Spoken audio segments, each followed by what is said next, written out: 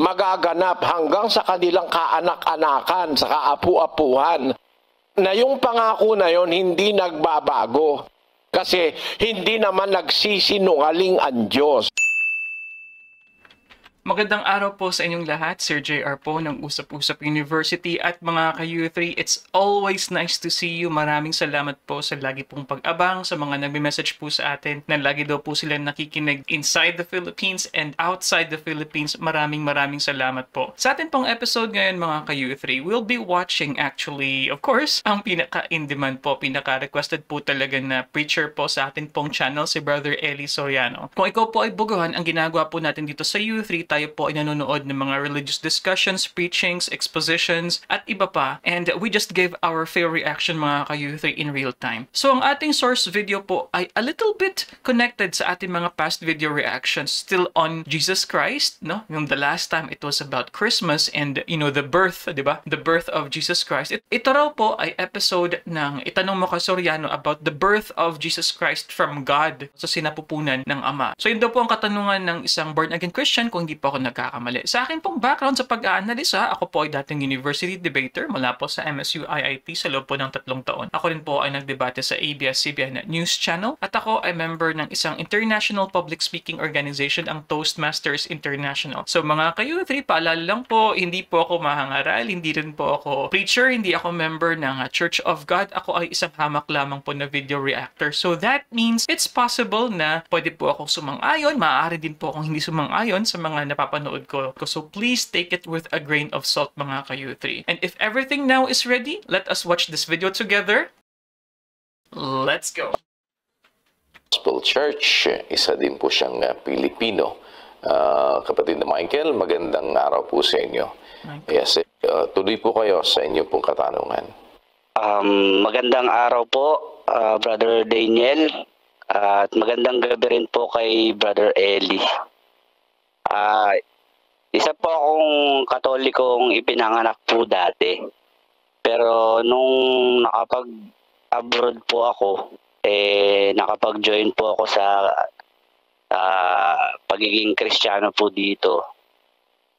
So, pero yung lagi po kasi akong nakikinig ng Bible exposition po kasi parang hindi na ako kompleto yung araw ko kapag di ako nakakapakinig. Parang nag-i-enjoy ako na nakikinig po ako sa mga aral tungkol sa Biblia po. Ngayon po, ang tanong ko lang po is yung palaging tinatanong na rin po ng iba about dun sa bakit daw po nyo ginagawang literal yung pagpapanganak po dun kay Jesucristo, yung nanggaling po sa sinasabi nyo raw pong galing sa sinapupunan po. Kasi alam ko po topic na po yan nung mga nagdaang Bible exposition po.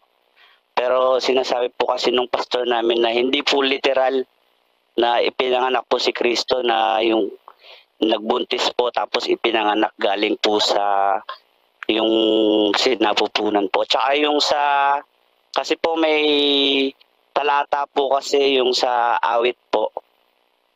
Plus yung sa awit 2:7 tsaka yung gawa 13:33 ay sinasabi po na hula daw po yun tungkol sa muling pagkabuhay ni Jesus at hindi sa literal na panganganak ng Diyos ayon sa Biblia po. Yun lamang po. Ano yung 13:33 na sinasabi mo na hula at hindi tungkol sa literal na pagkapanganak? Ano yun? Ano yung sinasabi? Kasi yung ano po, yung sa karugtong, parang yun daw po yung makakasagot tungkol dun sa awit 2:7 daw po. Huwag kang magagalit kapatid, ano? Niloloko ka ng pastor mo, nililigaw ka. Tahasang panluloko ginagawa sa kaluluwa mo. Basahin natin ang 2:7 ng awit. Aking sasaysayin ang tungkol sa pasya. Sinabi ng Panginoon sa akin, ikaw ay aking anak. Sa araw na ito ay ipinanganak kita. Ang makakapagpamali daw dyan, na hindi raw yan panganganak na literal, ewan ko ano ibig niya sabihin literal, ano? Yung 13:33. Pakibasa, kapatid na Daniel. Na tinupad din ng Diyos sa ating mga anak nang muling buhayin niya si Jesus. Gaya naman ang nasusulat sa 2 awit, ikaw ay aking anak, sa araw na ito ay naging anak kita. Ayan. Yan daw ang makakapagpatunay na hindi raw literal. Kumbaga, parang figurative yung panganganak ng ama sa kanyang anak. Uulitin ko lang ang basa, kapatid na Michael. Umpisahan natin sa 32, kapatid na Daniel. At dinadalhan namin kayo ng mabubuting balita ng pangakong ipinangako sa mga magulang na tinupad din ng Diyos sa ating mga anak nang muling buhayin niya si Jesus. Ayan. Sabi ng mga alagad, tinadalhan namin kayo ng mabuting balita ng pangakong ipinangako sa ating mga magulang. Meron palang pangakong ipinangako sa mga magulang ng Israelita. Kay Abraham, kay Isaac, kay Jacob. May mga ipinangako ang Diyos sa panahon ng patriarka ng mga Israelita. Dinadalhan namin kayo, sabi ng mga apostol, ng mabuting balita ng pangakong ipinangako sa mga magulang, na tinupad din ng Diyos sa ating mga anak. Yung palang pangako, pinangako sa mga magulang, tinupad din ng Diyos sa mga anak ng mga magulang. Anong katunayang yun ang ibig sabihin? Pangako na ipinangako sa mga magulang, tinupad din sa mga anak ng mga magulang. Doon sa 2 ng Gawa, si Pedro ang nagsasabi. Sa 2:39, ganito, sapagkat sa inyo ang pangako at sa inyong mga anak at sa lahat ng nangasa malayo, maging ilan man ang tawagin ng Panginoon nating Diyos sa Kanya. Ayan, sa inyo ang pangako sa Israelita. Hindi naman nangako ang Diyos sa mga inchik eh. Ang pangako sa Israelita, ang unang-unang bayan na pinili ng Diyos, hindi ang Aleman. Ang Israel ang unang-unang bayan na pinili ng Diyos sa lupa. Deuteronomio muna para ma-confirm. Doon sa 7:6, sapagkat ikaw ay isang banal na bayan sa Panginoon mong Diyos. Pinili ka ng Panginoon mong Diyos upang maging bayan sa Kanyang sariling pag-aari, na higit sa lahat ng mga bayan na nasa ibabaw ng balat ng lupa. Pinili sila, ang Israelita, higit sa lahat ng mga bayan na nasa ibabaw ng lupa. Yang Israelita. At kung sila ang pinili, sila ang pinangakuan ng Diyos ng lahat ng pangako ng Diyos. 9:4 hanggang 5 ng Roma. So wow, I was not expecting. I think this discussion, mga ka-U3, is very technical. Ang tanong po kasi nung nagtatanong from True Gospel Church, from True Gospel Church, na si Michael, ang sabi niya, hindi daw, ang sabi ng pastor sa kanya, let me correct that, hindi daw po literal na birth of Jesus Christ na nagmula sa sinapupunan ng Ama. At dahil hindi yun na literal, figurative daw lamang, ang totoo daw is there is another na resurrection, muling pagkabuhay ni Jesus Christ, mga ka-U3. So yun yung totoo, hindi daw po yung literal na birth of Jesus Christ. So, is he implying na based on what his pastor was telling him na hindi nagmula si Jesus Christ from God the Father nga? So, parang ano siya, separate talaga siya na entity? So, hindi ganun kaklaro sa akin yung gustong ipahiwatig or gustong i-point out nung pagtatanong nga. And maalala ko po dati, Jesus is a spirit. Yan po ang maalala ko dyan eh. So, let's continue mga ka-U3. Tingnan natin kung saan pagugulong pa ang discussion na ito.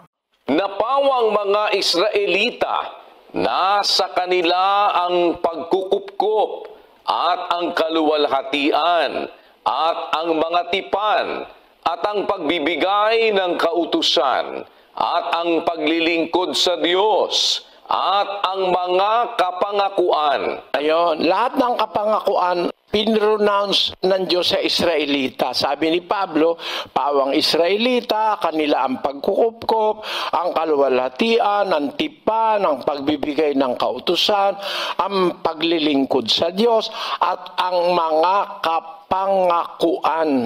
Ayon, para sa Israel yan eh. Sabi ni Pedro, sa inyo ang pangako sa Israelita, at sa inyong mga anak, at sa lahat ng nasa malayo, pagka tinawag ng Panginoon. Kaya tamang-tama yung sabi doon sa 13. Kung babalikan sa 32, dinadalhan namin kayo ng mabubuting balita ng pangakong ipinangako sa mga magulang, sa 33, na tinupad din ng Diyos sa ating mga anak. No? Sila ay mga anak eh. Yung mga Israelitang dinatna ng mga apostol. Yung pangako sa mga magulang ng Israelita, tinupad din ng Diyos sa ating mga anak nang muling buhayin niya si Jesus. Bakit? Ano ba yung pangako na ipinangako ng Diyos? No? Na pangako sa magulang, pangako rin sa mga anak ng mga magulang na Israelita. Na tinupad ng Diyos yung pangako na yon nang buhayin niyang maguli si Jesus. Ano yung pangako muna na yon? Basahin natin ang 2:25 ng unang Juan. At ito ang pangakong kaniyang ipinangako sa atin, ang buhay na walang hanggan. Yun. Ang pangako pala, ang buhay na walang hanggan. Pangako kay Abraham, Isaac, Jacob, sa mga Israelita, at sa mga anak ng Israelita. Ang pangako ay ang buhay na walang hanggan. Balik tayo ngayon doon sa 32-33. Dinadalhan namin kayo ng mabuting balita ng pangakong ipinangako sa mga magulang, yung mabuting balita ng buhay na walang hanggan, na tinupad din ng Diyos sa ating mga anak nang muling buhayin niya si Jesus. Aba, ang pruweba pala na yung pangako ng Diyos ay totoo, na buhay na walang hanggan. Kasi ang buhay natin ngayon may kamatayan, namamatay, natatapos. Ang pangako buhay na walang hanggan. Tinupad ng Diyos yung kanyang pangako na buhay na walang hanggan, magkakaroon tayo nang muli niyang buhayin si Jesus. Pinakita niya na mamatay man ang tao, ang Israelita, ang pangako niya hindi nawawala, hindi nasisira. Bakit? Kung paanong binuhay si Jesus, bubuhayin din tayo para magkaroon ng buhay na walang hanggan. Yun ang ipinapaliwanag ng mga alagad. So bringing the point home, ang pangako daw nga po ay ang everlasting life. Yan po ang pangako sa mga anak ng mga magulang ng Israel. I also find it interesting, mga ka-U3, about the idea nga po of Israel being a chosen state at yung mga Israelita being the chosen people. So sa mga members po ng Church of God and also for other po ng mga sekta, mga ka-U3, please let us know ano po yung naiintindihan nyo sa ideya nga po ng Israel being the chosen people of God. Kasi the reality right now is ang mga Hudyo po ay hindi po naniniwala mostly sa Kristyanismo. So meron din po silang religion, of course, and alam naman po natin yan, Judaism, then Christianity, and then Islam. But lahat po ng tatlong major religion na yan ay merong importanteng religious na significance yung Jerusalem sa kanilang lahat. Kaya nga po ngayon, medyo magulo pa rin. Ay, hindi pala, medyo magulo talaga.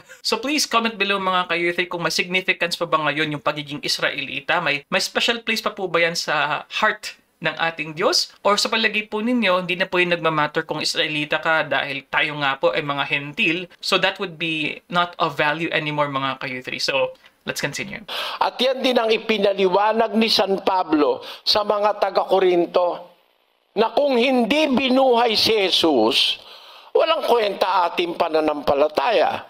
Walang kwenta rin ang relihiyong Kristyanismo. 15:14 ng unang Korinto. At kung si Kristo'y hindi muling binuhay, ay walang kabuluhan nga ang aming pangangaral. Wala rin namang kabuluhan ang inyong pananampalataya. Kung hindi binuhay maguli si Kristo, walang kabuluhan ang aming pangangaral. At pangangaral mo, buhay na walang hanggan, hindi naman pala totoong mabubuhay pa uli ang tao. Walang kabuluhan. Wala rin namang kabuluhan ang inyong pananampalataya, yung paniniwala nyo na may buhay na walang hanggan kung walang pagkabuhay na maguli. Kaya nang buhayin si Kristo, tinupad ng Diyos ang kanyang pangako sa ating mga magulang. Nang buhayin niyang muli, buhayin niya si Jesus. Gaya naman ang nasusulat sa 2 awit. Ano raw yung nasusulat sa 2 awit? Ikaw ay aking anak. Sa araw na ito ay naging anak kita. 34. At tungkol sa muling binuhay niya, upang ngayon at kailanmay huwag nang magbalik sa kabulukan, ay nagsalita siya ng ganito, ibibigay ko sa iyo ang banal at tunay na mga pagpapala ni David. Sapagkat sinasabi rin naman niya sa ibang awit, hindi mo ipagkakaloob na ang iyong banal makakita ng kabulukan. Ayon. Yung palang pagkabuhay na maguli ni Jesus, pruweba yun ng pangako ng Diyos. Nung mabuhay na maguli si Jesus, hindi na siya mamamatay. Yun ang tunay na pagkabuhay na maguli. Hindi ka na mamamatay uli. Yun ang pangako niya, no? Sa mga Israelita, buhay na wala hanggan. Kaya nang si Kristo mabuhay na mag-uli, hindi na siya mamamatay uli. May buhay na siyang walang hanggan. Okay, before we continue there, pasensya na po Brother Eli ha. It was already established by Brother Eli na ang pangako nga po rito is yung eternal life, everlasting life. And like what I mentioned, I always find it fascinating that actually most religions really have quote-unquote as a reward yung afterlife. Meron din po sa Judaism, meron po yun sa Hindu. Ang Hindu is parang will be reincarnated until moksha. Ayan, moksha. Buddhism din, of course, Islam, yan. So, marami po talaga sa mga major religions ang nag-offer ng lasting life. And the reason for that, I think, because the afterlife is a kind of manifestation of our fear of death, yung pag-end ng ating existence. And because alam natin na finite tayong lahat, meron tayong limitasyon sa ating human life. So, yung promise ng most religions would always be about a life after death. Syempre po, ang iba pa po dyan in describing this would be the true life, no? The true reason for existence. Ayan, mga ka-U3. Sahin natin sa Apokalipsis ang kahulugan nun. Sa Apokalipsis 1:17. At nang siya'y aking makita, ay nasubasub akong waring patay sa kaniyang paanan. At ipinatong niya sa akin ang kaniyang kanang kamay na sinasabi, huwag kang matakot, ako'y ang una at ang huli, at ang nabubuhay, at ako'y namatay, at narito, ako'y nabubuhay magpakailanman, at nasa akin ang mga susi ng kamatayan at ng Hades. Kita mo, si Kristo ito Nung makita ni Juan, para siyang namatay si Juan. Pinatong niya ang kamay niya kay Juan. Parang nawala ng si Juan. Parang nawala ng ulirat. Nasuba-suba kung parang patay sa kanyang paanan. Pinatong niya sa akin ang kanyang kanang kamay. Sabi niya, huwag ka matakot, ako'y ang una at ang huli. Si Kristo ito At ako ang nabubuhay, at ako'y namatay, at narito, ako'y nabubuhay magpakailanman. Kaya nung mamatay siya, binuhay siyang maguli, yun ang pruweba na talagang totoo na may buhay na walang hanggan. Kasi nung mabuhay siya maguli, hindi na uli mamamatay. Ako'y nabubuhay na magpakailanman, sabi ng Panginoong Jesus kay Juan. Kaya kung babalikan mo uli yung gawa ng mga apostol, at dinadalhan namin kayo ng mabubuting balita ng pangakong ipinangako sa mga magulang, yung buhay na walang hanggan, ano? 33, na tinupad din ng Diyos sa ating mga anak na hanggang sa atin tagus yung pangako sa mga magulang, kay Abraham, kay Isaac, kay Jacob, hanggang sa mga anak ng Israelita, na tinupad din ng Diyos sa ating mga anak nang buhayin niyang maguli si Jesus, gaya naman ang nasusulat sa 2 awit. Ikaw ay aking anak, sa araw na ito ipinanganak kita. Di ang kausap yung anak. Tapos na ba ron? Tuloy mo, kapatid. At tungkol sa muling binuhay niya, upang sino yung muling binuhay niya? Si Kristo. Tungkol sa muling binuhay niya upang ngayon at kailan may huwag nang magbalik sa kabulukan. Ano? Para from now and forever, hindi na uli mamamatay ang kanyang binuhay na anak mula sa patay. Ay nagsalita siya ng ganito, ibibigay ko sa iyo ang banal at tunay na mga pagpapala ni David, sapagkat sinabi rin niya sa ibang awit, hindi mo ipagkakaloob na iyong banal ay makakita ng kabulukan. Kaya nga hindi nabulok si Kristo eh. On the third day, ibinangon siyang maguli ng Diyos para patunayan na ang kanyang pangako na buhay na walang hanggan sa mga magulang at sa mga anak ng mga magulang na Israelita magaganap hanggang sa kanilang kaanak-anakan, sa kaapu-apuhan. Na yung pangako na yon hindi nagbabago. Kasi hindi naman nagsisinungaling ang Diyos. At ang unang pinangakuan nito ay sino? Sino? Si Abraham at ang binhi ni Abraham na si Kristo na anak ng Diyos. Basahin natin ang 3:16 ng Galacia. Pakinggan nyo.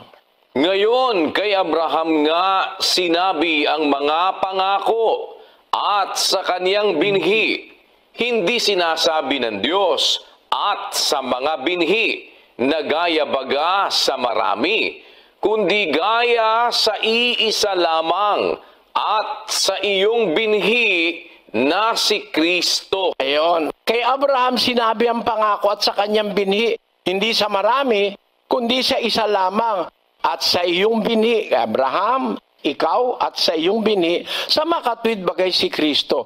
Ang binhi ni Abraham, si Kristo. Pinangakuan si Abraham ng buhay na wala hanggan, pinangakuan din yung binhi ni Abraham na si Kristo, na anak ng Diyos, na ipinanganak ng Diyos, tinawag na binhi ni Abraham dahil nagkatawan tao.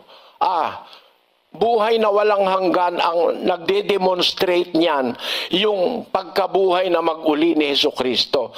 Ang nagpupruweba niyan na may buhay talagang walang hanggang pangako ang Diyos, yung pagkabuhay na mag-uli ni Kristo. Ngayon, ang sinasabi ng pastor mo, yung nandoon sa 33, hindi niya lang itinutuloy yung talata, kapatid, na tinupad din ng Diyos sa ating mga anak, nang muling buhayin niya si Jesus, gaya naman ang nasusulat sa 2 awit. Ikaw ay aking anak, sa araw na ito ipinanganak kita. Yung anak kasi ng Diyos, ano yun eh? Immortal yun eh. Ang Diyos ay immortal eh. Yung anak ng Diyos, immortal din yun. Hindi mamamatay yun eh. Kaya lang mamamatay yun dahil nagkatawan tao. Ngayon, ang ibig sabihin ng pastor mo, ang ibig sabihin ng ikaw ay aking anak, ikaw ay aking ipinanganak ngayon eh. Yung mamamatay siya at mabubuhay maguli. Ang layo naman pakahulugan nun. Okay, before we continue here, I think yung sa nagtanong no, si Michael nga ng True Gospel Church, I think that was the name of their church. It could have been better sa pagtanong sana niya kanina na kinumpleto niya, no? Kasi parang ang nangyari, binigyan niya ng 2 sitas and saying na hindi nga literal birth of Jesus Christ yung nagmula siya sa sinapupunan ng Diyos. Ang totoo daw meaning dun is yung muling pagkabuhay ni Jesus Christ. Sana nag-provide din siya ng kaunti lang na, kumbaga, explanation para maitawid fully yung sinasabi niyang punto. So here, for Michael, it could have been better kung nabigay niya yung other na substantive support sa ideya nga na yung muling pagkabuhay ni Jesus Christ talaga yung totoo. Kasi kung limitado po yung substantiation mo, and what happens here is, Brother Eli is just trying to fill out ano yung mga posibleng lohika na ginamit ng pastor nga na ito. Dahil mas madali po nating makita yung comparison at yung paglalatag nga po ng argument coming from Brother Eli and then coming from the other side, mga ka-U3. So, let's continue. Ang ibig sabihin ng pastor mo, yung kahulugan ng ikaw ay aking anak, ikaw ay aking ipinanganak sa araw na ito, naging anak kita, ay ibig sabihin mabubuhay maguli si Kristo. Ang ibig sabihin nun, yung anak ng Diyos, talagang sa awit, nababasa sa ikalawang awit, 2:7, at sa ibang awit, meron pang idinuktong ang paliwanag ng mga apostol Sabi dun sa 33 yan Tapos pagdating sa 35, sinasabi rin naman niya sa ibang awit.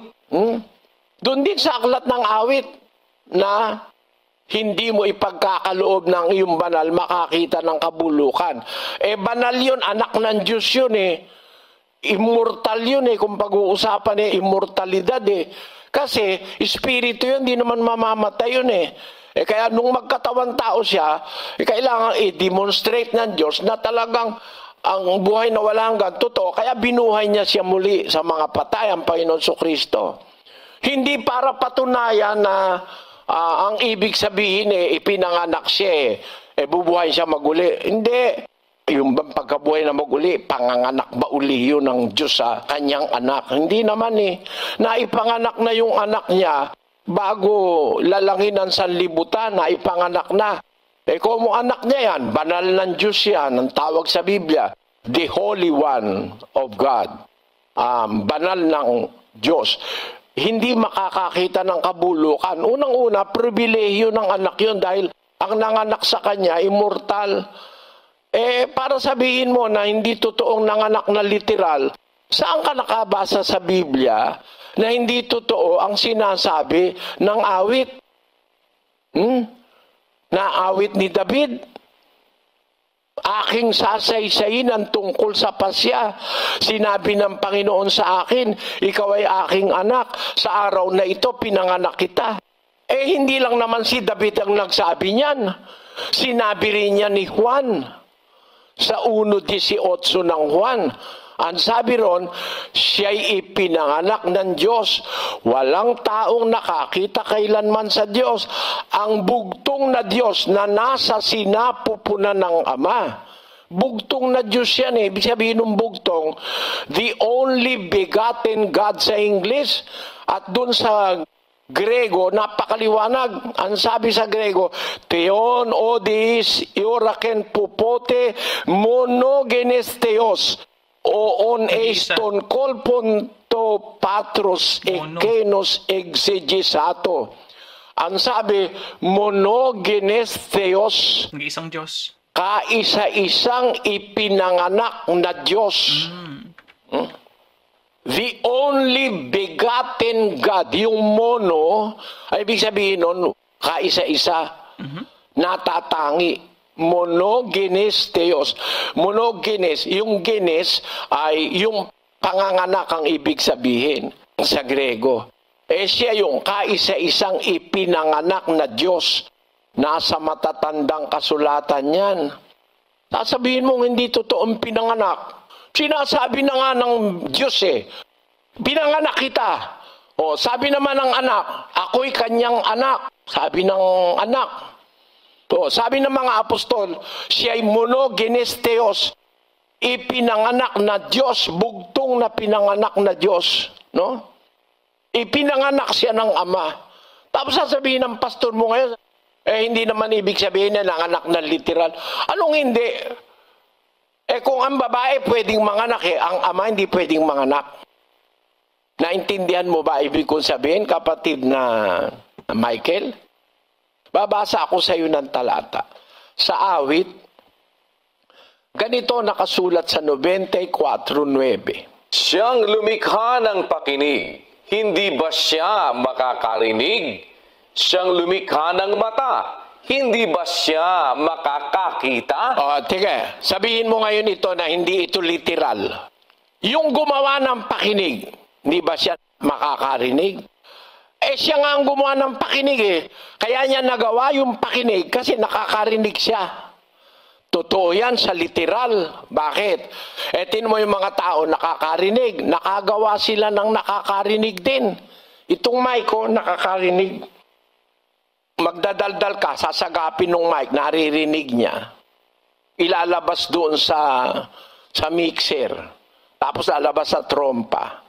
Bakit nakagawa ang tao ng instrumentong nakakarinig? Nakakapag-record pa eh. Kasi naintindihan niya yung principle ng pakikinig para makarinig. Siyang lumikha sa mata, hindi ba siya makakakita? Ang tao nakakakita. Nakagawa siya ng nakakakita. Yung camera, nakaharap ako sa camera, nakikita mo ako eh. Bakit? Nakakakita yung gumawa ng camera, nakakakita. Higit sa lahat, ang gumawa ng mata ng tao na nakakakita, yung Diyos na nakakakita. O kaya, yung Diyos na nakakakita, gumawa ng mata, may makakakita yun. Yung gumawa ng pakinig, nakakarinig yun. Ano ibig sabihin? Yung gumawa ng bahay bata, hindi pwede manganak. Sagutin mo, kapatid na Michael. Yung gumawa ng pakinig, nakakarinig, kaya nakagawa ng pakinig. Yung gumawa ng paningin o mata, nakakakita, kaya siya nakagawa ng nakakakita. Tanong ko sa iyo, yung gumawa ng bahay bata, pwedeng manganak o hindi? Logic lang at logic ng Biblia, maniniwala ka, ang Diyos ay nanganak. Pinapalitaw ng pastor mo, nagsisinungaling si David, nagsisinungaling si Juan, nagsisinungaling ang Ama, at nagsisinungaling si Kristo. Na ang kahulugan pala nun, ikaw ay anak ko, mabubuhay siyang maguli. Ang layo naman pakahulugan nun. Ang kahulugan nung ikaw ay aking anak, mabubuhay siyang maguli. Hindi naman lahat ng mabubuhay na maguli, anak ng Diyos eh. May mabubuhay nga maguli, dadalhin sa impyerno eh. Para sabihin mo yun ang kahulugan, ang layo naman, mag-analyze ka kapatid na Michael. Ikaw, di ka ba nagsasawa dyan sa pastor mo, ang interest lang yan, ikapo eh. Nihingan ka lang ng ikapo. Pero hindi tinasabi sa'yo totoo. Kasi kung tinasabi totoo, paano mo ipinakahulugan na ang kahulugan nung ikaw ay aking anak, bubuhayin siya maguli? Ay, mali. Mali. Ang pagkabuhay niya maguli, nagpapatunay ng kanyang pangako na kung paano binuhay niya maguli si Kristo, bubuhay niyang maguli ang mga anak kay Kristo. Basa. Yun ang pangako niya. Kung paano si Kristo binuhay niya maguli, ang anak kay Kristo, bubuhay niya maguli. Basa. Sa 15:23 ng unang, umpisa natin sa 22. Sapagkat kung paanong kay Adam, ang lahat ay nangamamatay, gayon din naman kay Kristo, ang lahat ay bubuhayin. Datapwat ang bawat isa'y sa kanyang sariling katayuan. Si Kristo ang pangunahing bunga, pagkatapos ay ang mga kay Kristo sa kanyang pagparito. Tamo, bubuhayin. Si Kristo ang una, ang pangunahing bunga. Siya ang una, panganay sa mga patay na nabuhay na hindi na namatay uli. Siya ang panganay sa mga patay na nabuhay at hindi na namatay uli. Pagkatapos niyang mabuhay, ay ang mga kay Kristo, yung susunod sa Kanya, bubuhayin di maguli sa Kanyang pagparito. Kaya inihintay natin ang pagparito ni Kristo para mabuhay uli si Pablo, si Pedro, si Maria Magdalena, si Mariang ina ni Jesus. Lahat ng nangamatay kay Kristo, mabubuhay maguli. Kaya ang ganda-ganda ng 22 Ang liwanag, 22.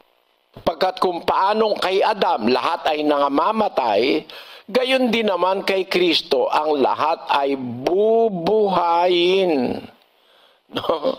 Hindi ang ibig sabihin niyan, Yan ang kahulugan nung sinabi ng Diyos na sa araw na ito pinanganak kita, para buhayin siya maguli. Ano ba naman? Mali yan. Hindi raw literal yung panganganak. Ano yung panganganak na yun na sinasabi? Figurative. Kung figurative, figurative ba yun sa pagkabuhay na maguli ni Kristo? Ang layo ng figurative mo, nung pastor mo. Mali. Talagang nanganak ang Diyos. Nanganak siya na naksusat sa Biblia. Monogenes Theos. Kaisa-isang bugtong na anak na Diyos. Kaisa-isang bugtong na Diyos. Monogenes Theos. Pinanganak siya ng Ama. Kaya nga naging Ama nanganak Yung iba maniwala. Paano ka mga anak lalaki? Siya may gawa ng bahay, bata ng babae. Siya pa hindi pwedeng manganak. Yung gumawa ng mata, nakakakita. Yung gumawa ng tenga, nakakarinig. Ngayon, yung gumawa ng bahay, bata, hindi pwedeng manganak. Hindi imposible sa Diyos yun. Nanganak siya. Mula sa kanyang sinapupunan, pinanganak niya ang kanyang anak doon sa walang hanggan. Okay, before we continue there mga ka-U3, isang ideya lang po na pumasok lang po sa isip ko ngayon as I am watching. I always find it fascinating, at least na sa mga sinasabi dito ni Brother Eli, yung lohika nga ng Diyos na pagkakaroon ng Diyos Ama, pagkakaroon ng anak, kaya nga siya tinawag na Ama dahil meron siyang anak. At nasabi niya rin na nagbibigay ng, for example, sight, nakakakita, ay dahil yung gumawa ay nakakakita rin. I really like that analogy mga ka-U3 dahil it seems to me, marami sa actuations ng isang tao sa ating mga gawain, sa ating mga na-experience is a reflection of the divine, kumbaga. Na ang mga ginawa, na ang mga creations ay reflection ng design at actual experiences ng isang maker. So, ayan, mga ilang dekada nang nakakaraan. Ayan, I learned more about the intelligent design theory, mga ka-U3, na isa po yan sa mga pinanghahawakan ng mga creationist. Liban pa sa Big Bang Theory, sa kanila, merong isang being na nag-design dahil yung chances, quote-unquote, yung probability of Earth surviving, existing with all the right elements in place para magkaroon ng life, mga ka-youth. So yun po ang pinaniniwalaan ng mga intelligent design theorists, ayan, sa creationism. Naganap talaga yon. Kaya nga nagkaroon ng anak Sana naunawaan mo, kapatid na Michael. Huwag kang magagalit Dapat niya hampasin ng pamalong bakal sabi ng Panginoong Hesus. Yung mga manluloko, pagdating ng 1,000 taon, hahampasin ng pamalong bakal yung mga yan Bibigyan ng Diyos ang kanyang anak ng pamalong bakal para paghahampasin at hambalusin yung mga yan. Nakita niyo si Kristo noong unang 100 taon? Gumawa ng mga panghambalos dun sa mga bakat, sa mga tupa na dinadala sa templo. Pamalo. Ginagawang bahay kalakal yung templo. Gumawa siya ng panghambalos ng mga lubid. Pagdating niya sa araw ng paghukom, mag-ahari siya sa 1,000 taon, daladala niya panghampas na bakal. Yan ang dapat sa mga manlulokong pastor. Gumagamit ng bersikulo, hindi naintindihan. Ibig bang sabihin nung ikaw ay aking anak, bubuhayin maguli? Ang layo naman ng kahit allegory, kahit na sinekduk ang layo nun. Ikaw ay aking anak, bubuhayin maguli ang ibig sabihin. Huwag ka lang magagalit sa aking kapatid na Michael. Pinagmamalasakit ko lang na huwag kang mailigaw ng pastor mo. Kung susuriin mo yung binigay niyang talata, hindi niya naiintindihan ang sinasabi niya. Hindi ang ibig sabihin na ipinanganak siya, binuhay siyang maguli. Mali. Kasi, hindi pa nga siya nagkakatawan tao, pinanganak na siya Paano siyang bubuhaying maguli? Hindi pa nagkakatawan tao, hindi pa nag-aanyon tao Pinanganak na siya ng Diyos. Kaya nga ang sabi sa Biblia, siya'y anak ng Diyos. Kasi ipinanganak siya ng Diyos. The only begotten of the Father.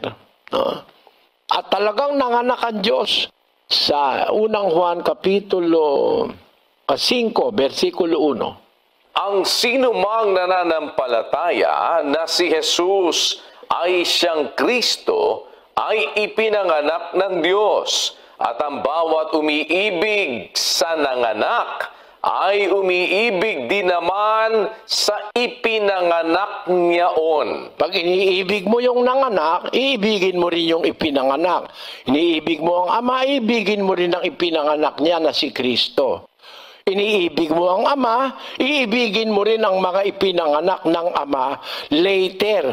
Kasi nanganak pa uli ang ama at ang mga pinanganak niya ay mga Kristiyano na ipinanganak hindi sa kalooban ng laman, hindi sa kalooban ng dugo, hindi sa kalooban ng tao, kundi sa kalooban ng Diyos. Yan ang pagkapanganak naman sa mga Kristiyano na magiging kapatid ni Kristo. Kaya sabi niya kay Maria Magdalena, huwag mo ko ipuin, paparoon ako sa aking ama at inyong ama, sa aking Diyos at inyong Diyos. Kaya pagka mananalangin tayo, sabi ni Kristo, manalangin kayo, ama namin. O bakit? Nakikiama-ama na tayo kasi pag naugnay ka kay Kristo na kaisa-isang anak ng Diyos, na-acquire mo rin yung karapatang maging anak ka ng Diyos. Ang lahat ng sa Kanya'y nagsitanggap, pinagkalooban niya ng karapatang maging mga anak ng Diyos sa makatwid bagayang nagsisampalataya sa kanyang pangalan na mga ipinanganak hindi sa dugo ni sa kalooban ng laman ni sa kalooban ng tao kundi sa kalooban ng Diyos. Ang Kristiyano rin pinanganak ng Diyos O sasabihin mo ngayon na hindi totoo yan, nasa Biblia yan, turo ni Juan yan Turo ng mga alagad, turo ni Kristo. Pagka ikaw sa Diyos, dapat maniwala ka dyan. Ewan ko lang, wala na kasi tayo maraming oras, kapatid na Michael Ang masasabi ko sa'yo, ay tigilan mo na yung... kapatid na Michael, layasan mo yung pastor mo, niloloko ka ng harapan yan. Naunawaan mo ako, kapatid na Michael, huwag kang magagalit Opo, Brother Eli, malinaw naman po. Yun nga po, kaya po laging sa inyo na lang po ako nakikinig. Sa totoo lang po, medyo masama na rin po yung loob nila sa akin kasi hindi na nga po ako umaattend sa mga Bible nila. Kasi sa inyo po talaga ako na laging nakikinig kasi marami pong sense yung mga tinuturo nyo po. At saka talagang nasa Bible talaga. At saka naniniwala po ako na sa lahat po ng sinasabi niyo po, mas totoo po. Maraming salamat po sa Diyos. Salamat sa Diyos, kapatid. Okay mga ka-U3, so dyan naman po nagtatapos ang ating episode ngayon. Ayan, ano pong masasabi niyo dyan? Sigurado po ako dyan sa comment section po natin sa baba. Sabihin naman po ninyo, bitin. Well, mga ka-U3, it's quite interesting actually itong episode na ito dahil para sa akin quite technical. I really enjoy also these kinds of questions. Yung sabi nga ni Michael kanina, this is quite usual. I don't think so. Especially yung sa pagpapakahulugan ng kanyang pastor. Doon nga po sa hindi pagiging literal ng pagkasilang panganganak ng Diyos Ama mula po sa kanyang sinapupunan nga po. Ang sinasabi daw is hindi do yun literal at yung totoo is yung muling pagkabuhay ni Jesus Christ. And Brother Eddie is just saying, mga ka-U3, na yung muling pagkabuhay ni Jesus Christ is actually a proof ng promise ng ating Diyos at yung pangako na ito ay ibinigay sa magulang, yung mga, I would say, founding fathers of Israel, mga ka-U3. And yung pinasa ito sa magulang, yung kanilang mga binhi ay makaka-experience din ito. And this was manifested nga sa nangyari kay Jesus Christ, mga ka-U3. So, of course, what I appreciate with Brother Eli is he would always correlate yung mga, kumbaga, main idea niya, i-correlate niya yan with further substantiation using different verses, mga ka-U3, And ganun po talaga. Sabi ko nga kanina, dapat for Michael, yung nagtatanong nga, it could have been better if he also laid down, other na pagsasubstantiate din ng kanyang pastor para mas madali nating malatag at makita. Kasi nga, hindi naman siya nag-interject, wala siyang ibang further na, kumbaga, pag-add doon sa kanyang katanungan or clarification sa sinasabi ni Brother Eli. So, Brother Eli is left with him just first understanding and filling out ano yung mga posible na argumento, no, or line of reasoning ng pastor nga. Although of course it's also possible na talagang yun lang din ang supporting verses po ng pastor na sinabi po dito kay Michael. So mga ka-youth, kumusta po? What can you say about this episode? I really enjoyed it as always. Sabi ko nga po medyo technical and I like it kasi kumbaga mas malaliman yung pag-focus ni Brother Eli at medyo mahaba-haba yung kanyang binigay na oras dito po sa nagtanong, mga more than 30 minutes din po yata. So anyway mga ka-youth, if you like these kinds of episodes, you know what to do. You can click subscribe kung ikaw po ay baguhan. Ayan, libre lang po yan. You can watch this video here. Meron din po tayong playlist din po dito. And I'll see you guys next time. Peace. Bye-bye.